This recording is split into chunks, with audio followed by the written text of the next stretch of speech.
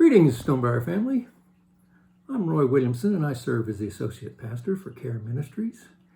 And I hope this message finds you happy and healthy on this 11,782nd day of working from home, sitting in front of the computer like I am right now. Now, okay, I know it hasn't been that long. It only seems like it. When you're working from home, everything slows down. Well, except your thinking. You find you have dead spots during the day. And so to keep your mind occupied, you kind of do some mental exercises. You run numbers. You compute the pitch angle of your staircase, which mine happens to be 38.6 degrees. Or you take a phrase or a thought or a concept and just roll it around in your mind. It's one of those thoughts, it's actually a concept that's been rolling around in my mind, and I'd like to share it with you. The phrase is royal priesthood.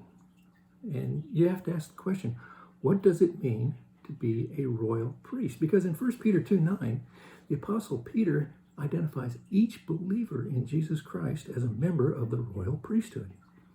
Now, the royal part is obvious. Our rebirth placed us in the family of the King of Kings. Priest, now that gives us our assignment. Priests represent God before mankind. They visibly demonstrate who God is and what he does. Paul, in Ephesians 5:1, presents this appointment in practical terms. Be imitators of God as dearly loved children. Imitate God like a toddler imitates his or her parents. Well, now, I think we can all relate to that.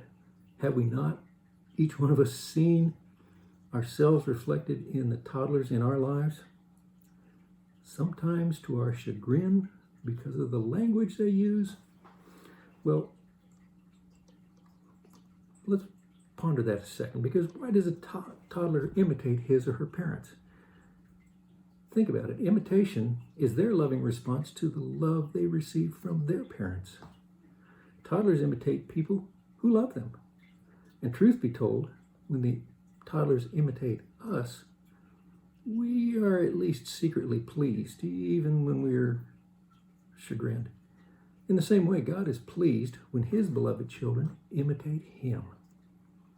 But what does imitation of who God is look like? Any who have been following the Thursday evening prayer and praise sessions already know which passage I'm going to reference, and that is Galatians 5:22 and 23. It's a passage that tells us how we reflect the person of God. The fruit of the Spirit spells out the divine characteristics God wants us to reflect to the world. Love. Love is the motivation. Love for God, love for others. Sound familiar? Joy. The result of reflecting God. Think about it. His perfect character and attributes produce joy in him, and he desires to share that joy with us. He enjoins us to reflect the characteristics that give him the most joy. And these are peace, patience, kindness, goodness, faithfulness, gentleness, self-control. Now, these qualities in our lives reflect who God is. In relationship terms, who would you rather hang out with? Someone who manifests these qualities of life, or someone who is implacable, or judgmental, or cold, or unpredictable, or brutal, or fill in the blank with other characteristics of the false gods? But what does imitating God's actions look like? In a word, ministry. Now we get a little technical.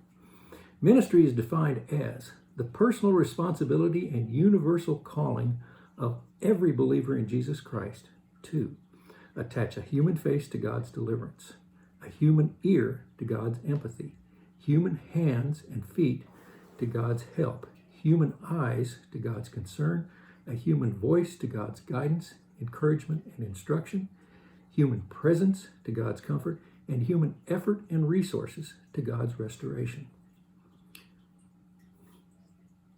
Pretty weighty, isn't it? What opportunities are there to reflect him through action? Okay, now we get really practical. Check out Be the Church. There you will discover a plethora of ways to actively reflect the action of God to others. To be that face, ear, hands and feet, eyes, voice, presence, and resource to show what God is doing in our lives, our community, and in the world. And always remember that reflecting God is a source of joy. Discover that joy for yourself. Think of Be the Church now as Find the Joy. And now I've got a very important duty to perform.